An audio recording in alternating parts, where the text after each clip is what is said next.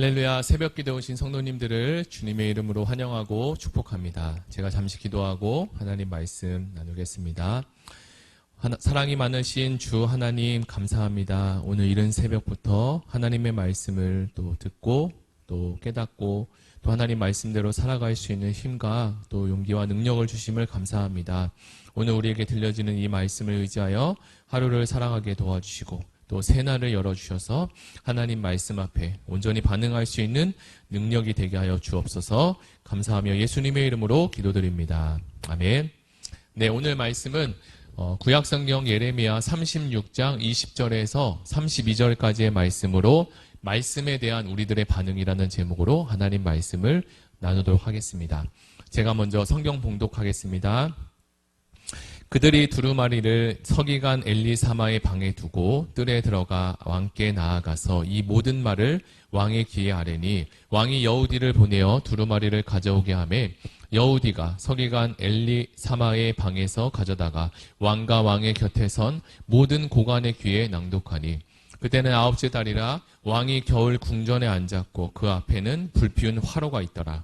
여우디가 서너 쪽을 낭독하면 왕이 면도칼로 그것을 연하여 배에 베어 화로불에 던져서 두루마리를 모두 태웠더라. 왕과 그의 신하들이 이 모든 말을 듣고도 두려워하거나 자기들의 옷을 찢지 아니하였고 엘라단과 들라야와 그마랴가 왕께 두루마리를 불사르지 말도록 아래도 왕이 듣지 아니하였으며 왕이 왕의 아들 여라무엘과 아스리엘의 아들 스라야와 압디엘의 아들 셀레아마에게 명령하여 서기관 바룩과 선지자 예레미야를 잡으라 하였으나 여호와께서 그들을 숨기셨더라.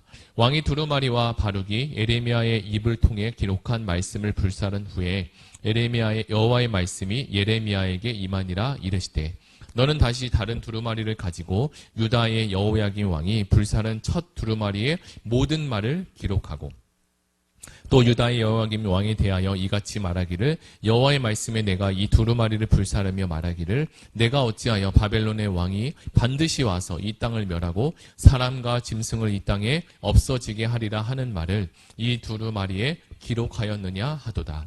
그러므로 여호와께서 유다의 왕 여호야김에 대하여 이와 같이 말씀하시니라. 그에게 다윗의 왕위에 앉을 자가 없게 될 것이요 그의 시체는 버림을 당하여 낮에는 더위 밤에는 추위를 당하리라. 또 내가 그와 그의 자손과 신하들을 그들의 죄악으로 말미암아 벌할 것이라. 내가 일찍이 그들과 예루살렘 주민과 유다 사람에게 그 모든 재난을 내리리라 선포하였으나 그들이 듣지 아니하였느니라. 이에 예레미야가 다른 두루마리를 가져다가 네리야의 아들 서기관 바룩에게 주매 그가 유다의 여호야김 왕이 불사른 책의 모든 말을 예레미야가 전하는 대로 기록하고 그 외에도 그 같은 말을 많이 더 하였더라. 아멘. 사랑하는 성도 여러분, 오늘 우리는 이 예레미야 36장의 말씀을 통해서 하나님의 말씀이 전해질 때 사람의 반응에 대해서 한번 깊이 생각해보고 나누려고 합니다. 이 본문은 우리가 하나님의 말씀을 어떻게 받아들이고 있고 그리고 어떤 모습으로 또는 거부하고 있는지를 생생하게 알려주고 있는데요. 예레미야 선지자는 하나님의 명령을 받아 하나님의 말씀을 기록하여 백성들에게 잘 전했지만 그 말씀이 전해졌을 때의 반응은 참으로 충격적이지 않을 수 없습니다. 오늘 말씀을 통해 우리는 하나님의 말씀을 대하는 우리의 태도에 대해서 다시 한번 점검하고 하나님 앞에서 바른 마음가짐을 갖도록 노력해야 할 것입니다. 먼저 20절과 21절을 살펴보면 예레미야가 하나님의 말씀을 기록한 이 두루마리 책을 왕에게 전달하는 장면이 나오는데요. 예레미야는 하나님의 말씀을 받아 그것을 바룩에게 전했고 바룩은 두루마리에 기록했습니다. 그리고 그 기록된 두루마리 책은 관리들을 통해 이제 여호야김 왕에게 전달이 되었습니다. 여기서 우리는 하나님의 말씀이 얼마나 소중하고 중요한지를 알 수 있게 되는데요. 예레미야가 말씀을 대언하고 이 바룩이 이것을 받아 적은 이 두루마리 책에 대해서 사람들은 어떠한 반응이 나타나는지 크게 두 가지로 살펴볼 수 있습니다. 첫 번째 부류는 두루마리에 적힌 여호와의 말씀에 두려움을 느끼고 회개하는 마음으로 자신의 악한 길에서 돌이키고자 했던 사람들이었습니다. 그리고 두 번째 부류는 여호와의 말씀을 두려워하기는커녕 그 말씀을 무시하고 불로 태우기까지 하는 사람들도 있었습니다. 이 첫 번째 전자를 대표하는 인물이 요시야 왕이라고 하면 후자를 대표하는 인물은 그의 아들 여호야김 왕입니다. 요시야 왕은 예루살렘 성전을 수리하는 과정 중에서 발견된 율법책에서 하나님의 엄중한 책망과 심판의 소리를 듣고 그 자리에서 옷을 찢고 그리고 회개하는 모습을 보였습니다. 그뿐만이 아니었습니다. 그 말씀을 모든 백성에게 낭독해 들려주라고 하였고 그들도 회개할 수 있는 길을 열어주었습니다. 그 약속의 말씀을 받고 지키겠다고 백성들이 다짐하게 되었던 거죠. 국가의 최고 통치자라 할지라도 올바른 신앙 회복을 위해 이 율법책에 기록된 여호와의 말씀을 따라 대대적인 종교 개혁을 단행했던 것입니다. 그러나 그의 아들 여호야김 왕은 아버지와 너무도 다른 모습이었습니다. 그는 예레미야처럼 경고와 심판의 말씀을 전했던 예언자 우리야라는 그 인물을 애국까지 뒤쫓으며 기어코 죽인 아주 무섭고 그리고 악한 통치자였습니다. 또한 또한 두루마리에 기록된 여호와의 말씀을 듣고도 조금도 두려워하거나 회개하는 모습을 보이지 않았고요. 그리고 서기관 바룩과 선지자 예레미야까지 잡아 죽이려고 했습니다. 이처럼 아버지 요시야 왕과 아들 여호야김 왕에서 드러난 태도의 차이는 똑같은 가문일지라도 그죠? 아버지 아들이니까 그럴지라도 여호와의 말씀에 대한 극명하게 다른 태도와 반응을 보일 수 있다는 것을 우리에게 보여주고 있습니다. 이는 여호와의 말씀에 대한 태도에 따라서 그의 삶이 행복해질 수도 있고 불행해질 수 있다는 사실입니다. 이것은 우리가 다시 한번 명심해야 될 아주 중요한 말씀입니다. 이제 고관들은 바룩이 낭독한 이 예레미야의 예언을 듣고 두려워하는 마음으로 여호야김 왕에게 이것을 전합니다. 하지만 그들은 왕이 그 예언을 쉽게 받아들이지 않을 것이라고도 예상했던 거죠.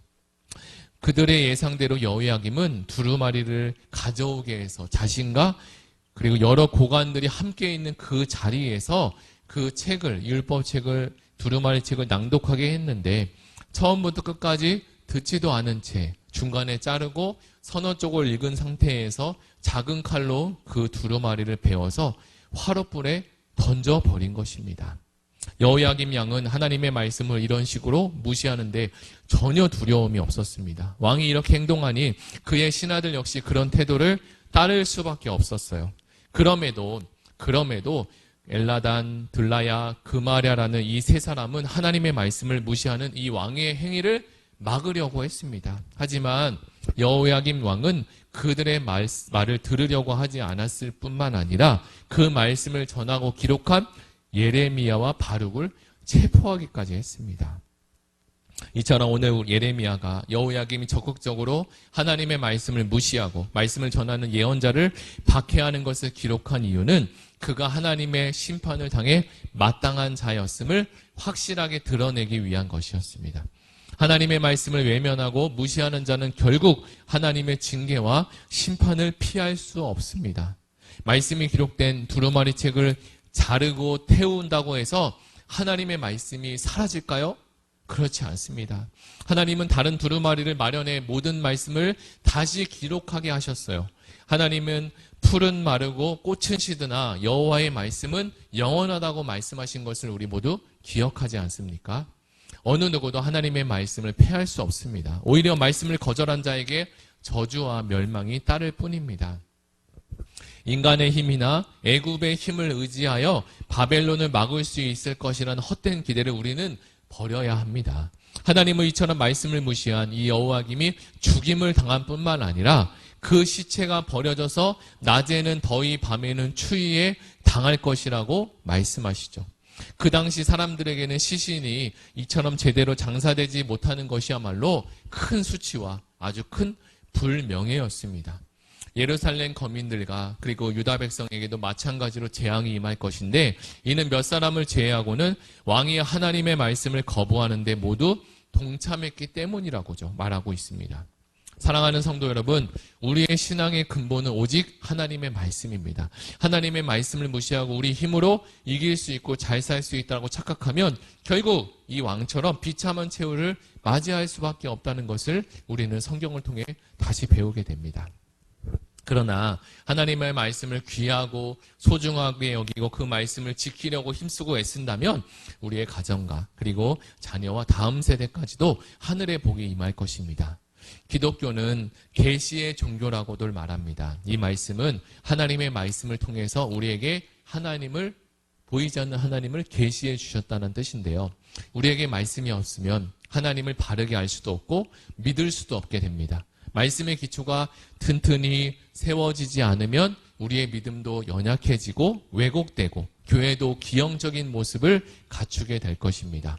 하나님의 말씀의 권위를 철저하게 인정하고 말씀에 순종하는 성도와 그리고 의왕 우리 교회가 되기를 예수님의 이름으로 축복합니다. 오늘날 우리도 때로는 하나님의 말씀을 무시하거나 외면하는 경우가 있을 수 있습니다. 하나님의 말씀을 우리 삶에 실천하는 것이 때로는 불편하거나 또는 그거 부담되고 어렵게 느낄 때 우리는 그 말씀을 외면하고 싶어 합니다. 우리는 항상 그럼에도 항상 하나님의 말씀을 귀히 여기고 그 말씀에 순종할 수 있도록 하나님께 도와달라고 간구해야 할 것입니다. 하나님은 예레미야에게 다시 두루마리를 기록하게 하시며 이전의 내용에 더해 새롭게 추가적으로까지 말씀하십니다. 이는 하나님의 말씀이 결코 없어지지 않는다는 것을 말하며 오히려 더 풍성하게 선포된다는 것을 의미합니다.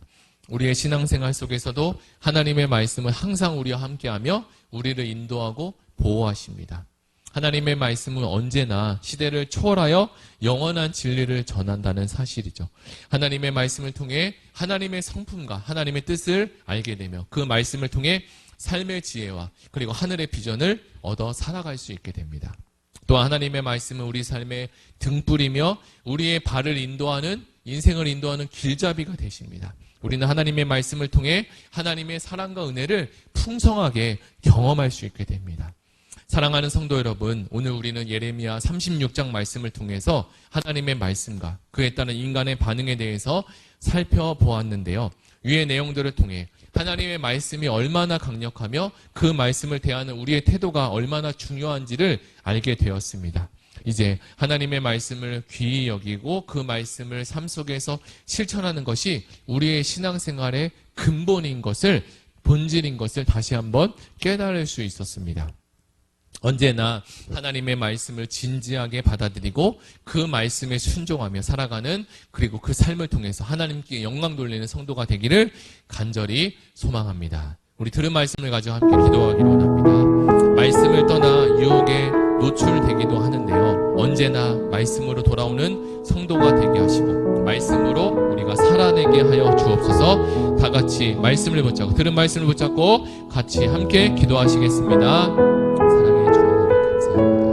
우리는 연약하고 또 부족하고 또 넘어지고 쓰러져 있는 그 말씀 가운데 하나님 우리에게 생명수와 같은 말씀을 주셔서 다시 한번 일어나게 하시고 그 말씀을 놓친 성도님이 있다면 하나님의 말씀을 붙들고 살아가게 하여 주옵소서. 오늘도 하나님께서 새 날을 열어주시고 말씀과 함께 하시는 은혜를 허락하여 주옵소서. 예수님의 이름으로 기도드립니다. 아멘. 우리 두 번째로 기도할 것은 다음 세대 여름 수련회가 시작되었습니다. 다음 세대 여름 수련회를 통해서 다음 세대가 온 자녀들이 회복되고 변화받는 시간이 되게 해달라고 그리고 아프신 환우들을 위해서 기도해 주시고 다 같이 개인 기도하시겠습니다.